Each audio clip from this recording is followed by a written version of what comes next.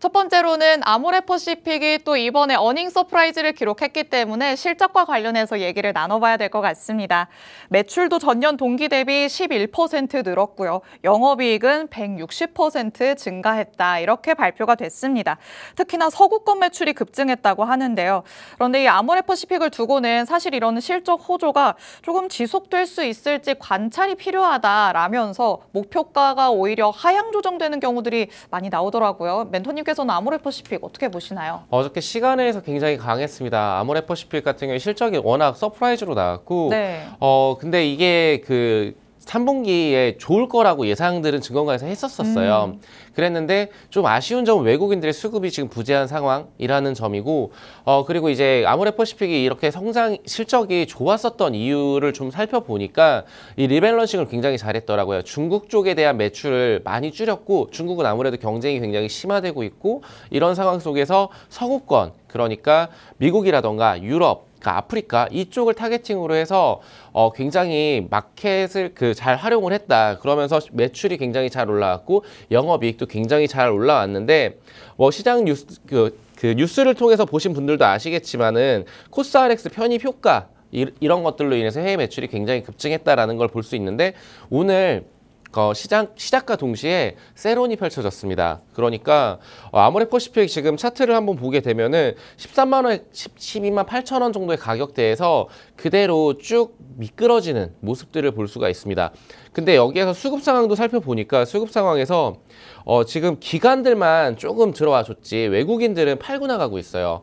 이런 현상들을 볼 때 시세의 연속성을 가질 수 있을 것인가? 이 부분은 한번 생각을 해봐야 되는 게 3분기는 좋았지만 4분기는 정말로 좋을 것인가? 수출입 데이터가 나왔습니다. 근데 좋았을 수도 있는데 제가 확인은 못했어요. 확인은 못했지만 그런 부분들을 봤었을 때 저는 차라리 지금 화장품 관련해가지고 지금 오늘같이 시세를 보여줬다가 밀리는 이런 모습들을 보여주고 있고 삐아 같은 경우에만 좀 한 14% 정도의 상승세를 유지 중인데 좀 가벼운 종목들만 좀 치고 나가는 그런 경향이 강한 시장인 것 같아요. 그래서 저는 조금 약간 보수적인 관점으로 화장품주 지금 당장에 사야 된다, 지금 지켜봐야 된다가 아니고 벌써 이슈는 한번 소화를 했고 그렇다라면은 4분기를 대비를 하는 지금 증권사 리포트들이 계속적으로 나오고 있습니다. 그리고 내년을 준비하는 전망 리포트들이 쏟아지고 있어요. 그러면은 그런 산업 분석을 좀 살펴보신 다음에 그 이후에 좀 접근을 해도 늦지 않는다라고 말씀을 드리고 싶습니다. 그래서 지금 현재 바닥권에 많이 위치하고 있는 화장품주들 지금 무조건 담아야 된다가 아니고 좀 더 살펴본 이후에 진입을 해야 된다라고 말씀을 드리겠습니다. 네, 아모레퍼시픽과 관련해서는 말씀해 주신 것처럼 리밸런싱을 참 잘했다는 평가가 나오고 있습니다. 경쟁이 심화되고 있는 중국 쪽을 조금 축소를 하고 서구권으로 집중을 잘했다는 생각이 드는데요. 하지만 이런 시세의 연속성이 이어질 수 있을지는 4분기 실적이 나올 때까지는 기다려봐야 된다고 또 말씀을 해주셨습니다. 현재 화장품주 안에서는 조금 상대적으로 몸집이 가벼운 종목들만 튀어오르는 모습이 나타나고 있습니다. 지금 조금 주춤하는 주가를 보인다고 해서 바로 다 담기보다는 조금 더 보수적으로 접근하는 게 좋겠다고 말씀을 해주시죠. 그런데 사실 지금을 두고 소비 시즌이 왔다라고 하잖아요. 뭔가 이렇게 소비가 불붙으면서 조금이라도 튀어오를 수 있는 종목이 있지 않을까, 내가 노려볼 수 있는 종목이 하나쯤은 있지 않을까 생각하시는 분들도 있으실 것 같거든요. 네. 그럼에도 조금 멀리 해보는 게 좋을까요? 실리콘투라던가 아니면은 오늘같이 강한 삐아라던가 아니면은 저는 사실 한국콜마라던가 아니면은 코스맥스 이런 종목들을 좀 보고 있거든요. 근데 지금 시세의 연속성을 가질 것인가 그리고 지금 과연 손이 나갈 수 있는 시장인가라고 했었을 때 조금은 망설이게 됩니다. 저 또한 지금 그런 관점으로 좀 봤었을 때 지금 가격적으로는 그래도 코스맥스 정도 좀 보게 됐었을 때 그래도 우상향으로 단기 이평선들이 중장기 이평선들을 돌파해주는 그런 흐름들이 나오고 있어요. 오늘은 그래도 121선에서 저항을 맞고 조금 밀리는 모습들을 보여주고 있는데 만약에 121선 안착을 해준다라는 전제 조건으로 그러니까 15만 원이라는 가격대를 위로 올라섰었을 때 그때 손절가를 굉장히 타이트하게 잡고 그리고 한 18만 원 정도까지 타겟팅을 해볼 수 있지 않을까. 근데 이런 모든 것들은 이제 실적 기반으로 해서 그리고 앞으로의 얘가 4분기 그리고 내년까지 그런 연속성을 가질 것인가에 대해서 좀 살펴봐야 될 것 같고요. 그리고 이제 기관들과 외국인들의 수급 상황도 면밀히 좀 체크를 해봐야 된다라고 다시 한번 강조를 드리고 싶습니다. 네, 구체적으로는 코스맥스 살펴주셨습니다. 주가가 그래도 꾸준히 우상향하는 흐름을 나타내고 있죠. 이 상태에서 조금은 121선의 지지를 받는 모습이 나타난다면 15만 원 선 위로 다시 올라가는 모습이 나타난다면 18만 원까지는 충분히 노려봄직하다라고 말씀을 해주셨습니다. 이렇게 꼼꼼하게 가격적인 전략까지 유세병 멘토님께서는 짚어주고 있으십니다. 추가적인 전략 필요할 것 같은데요. 내가 향후에 코스맥스가 어떻게 될지 보면서 같이 대응하고 싶다라고 하시는 분들 팍스통신망 안으로 들어오시면 됩니다. 하단에 QR코드가 계속해서 나가고 있는데요. 이 QR코드 스캔해서 팍스통신망 안으로 들어오시면 앞으로도 유세병 멘토님과 함께 하실 수 있습니다. 서둘러서 스캔해서 들어오시기 바랍니다. 자, 그럼 저희는 다음 이슈로 넘어가 보도록 하겠습니다. 이번에는 반도체와 관련해서 또 다시 한번 얘기를 나눠봐야 될 것 같습니다. 수출 데이터가 나왔죠. 우리나라의 지난달 수출이 작년보다 증가했습니다. 그런데 특히나 반도체가 선전을 하면서 13개월 연속으로 증가하는 흐름을 이어갔다고 하는데요. 반도체 수출액이 125억 달러인 걸로 발표가 됐죠. 역대 10월 기준으로는 최고치를 기록했다고 합니다. 일단 이 수출액으로만 놓고 본다면 반도체가 잘 팔리고 있는 것 같다라는 생각이 들기는 하는데 이게 매출 자체가 늘어난 건지 아니면 고부가가치 제품으로 조금 주력을 해서 수출액만 늘어난 건지 이거는 잘 모르겠거든요. 우선은 24년도 반도체가 잘 팔린 건 사실이에요. 그리고 수요도 많았고 근데 가격적으로 좀 많이 비싸게 팔지 못했기 때문에 쉽게 말씀드려서 그렇기 때문에 영업이익이 그렇게 크게 올라오지 못했고 삼성전자도 그 기대에 미치지 못하는 실적을 발표를 했었던 거라고 저는 생각을 하고 있거든요. 근데 지금 뭐 산업부 통상자원 여기 같은 경우에 수출액이 지난해 대비해가지고 올라왔다 이런 발표들도 했고 한데 저는 지금 최근에 CEIC에서 통계 데이터를 한번 봤었어요. 그때 반도체 관련해가지고 24년도에는 약간의 수요가 많았었기 때문에 그리고 AI 수요 이런 것들이 많았었기 때문에 굉장히 잘 팔리는 듯이 보였는데 25년도에도 분명히 이런 기조는 있을 거라고 생각을 합니다만 과연 가격적으로 경쟁력을 펼쳐줄 수 있을 것인가 그러면서 수출이 정말 계속적으로 늘어날 수 있을 것인가 이 부분은 늘어난다에 한 표를 던지겠는데 약간의 벌써 선반영된 기저효과 이런 것들이 내년에는 분명히 펼쳐질 수도 있다라는 부분을 좀 참고를 하셨으면 좋겠고요.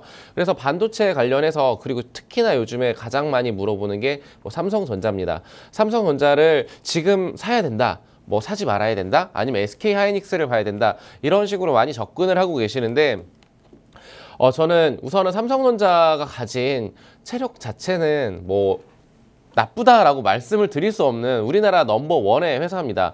그런 회사인데 저는 가격적으로 지금 외국인들의 이제 딱 두 가지인 것 같아요. HBM3 퀄 테스트 통과.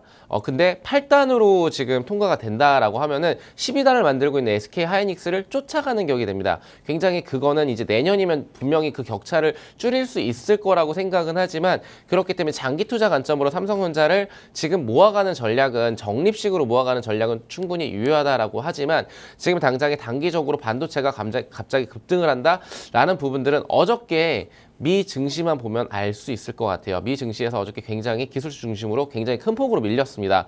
거기에 우리나라 여파도 있는 것이고 그리고 가장 중요한 거는 삼성전자가 지금 최근 한 7월부터 보게 되면은 이 21선을 돌파를 못했어요. 이렇게 계속 21선을 만나면 계속적으로 미끄러지는 모습들을 보여주고 있습니다. 그래서 결론적으로 말씀을 드려서 6만 원대 가격대를 완벽하게 돌파를 하고 거기에 주가가 어느 정도 하단 지지를 받아주는 모습들이 보여졌었을 때 그때서야 이제 본격적인 상승 랠리가 시작할 수 있지 않을까라고 생각을 하고 있고요. 지금 55,000원 가격대면은 굉장히 역사적으로 저점이다. 그리고 밸류에이션 관련해서도 지금 충분히 노려볼 수 있을 만한 가격적으로 접근해 볼 수 있다라고 말씀은 많이 하지만 반도체 수출이 정말 계속적으로 좋을 것이다. 4분기 과연 그럴까요?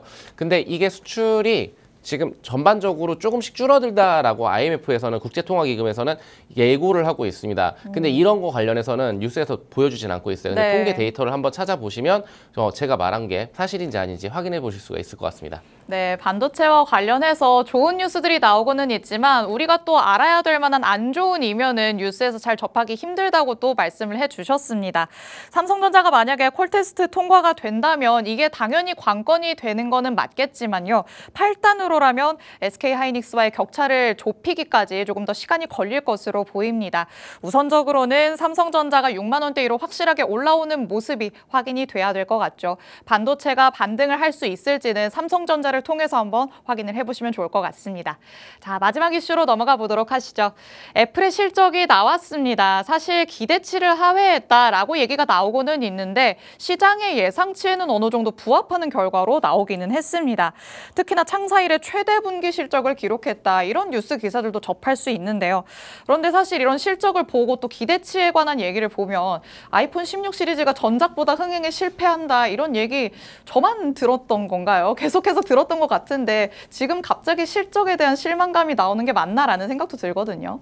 근데 어저께 애플이 좀 밀렸거든요. 네. 근데 뭐 실적 때문에 밀렸냐라고 했었을 때 아무래도 지금 버블이다 아니다 막 이런 얘기들도 많을 것 같은데 이제 아이폰 실적만 보면은 솔직히 괜찮았었습니다. 맞소도 괜찮았었고요. 뭐 빅테크들 실적이 나쁘지가 않았는데 4분기에 대한 우려감 이런 것들이 좀 많이 주가에 반영이 되고 있다라고 좀 생각을 해주시면 될 것 같고요.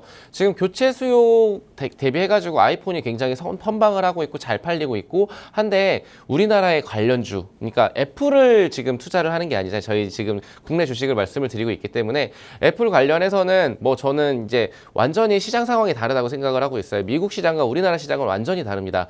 미국 시장에서는 계속적으로 자금들이 유입이 되는 반면에 연금 형식으로 대부분의 국민들이 투자를 하는 반면에 우리나라 같은 경우에는 부동산에 투자를 하고 있어요. 혹은 주식 투자는 솔직히 많이 꺼려합니다. 지금은 많이 분산되고 서구권으로 많이 투자를 방향성을 선회하신 분들도 많은데 이런 체질적인 개선이 일어나지 않고서야 우리나라 주가가 반등하기는 좀 힘들고, 그리고 이제 애플 관련해서 가장 대장격의 종목이 LG 이노텍이라는 종목일 텐데 LG 이노텍의 그 주가 흐름도 지금 보면은 뭐 실적이 좋았음에도 불구하고 향후 가이던스에 대한 기대감들이 조금 낮게 형성이 되면서 지금 이제 이런 부분들이 아무래도 주가에 계속적으로 반영을 짓누르는 영향을 만들고 있지 않나라고 생각을 해보시면 될 것 같고요. 그래서 이런 것들이 좀 개선이 되기 위해서는 결국에는 외국인들의 수급과 그리고 이제 어느 정도 대선 리스크 이런 것들이 좀 지나가면서 점진적으로 좀 이제 하반기 이제 곧 있으면 이제 산타랠리 이렇게 하면서 기대감들을 키워줄 수 있거든요. 그러면은 11월 이제 지금 이제 10월 마무리됐고 이제 11월이 되면은 조금씩 우상향하려고 하는 그런 움직임들이 포착되지 않을까라고 말씀을 드리겠습니다.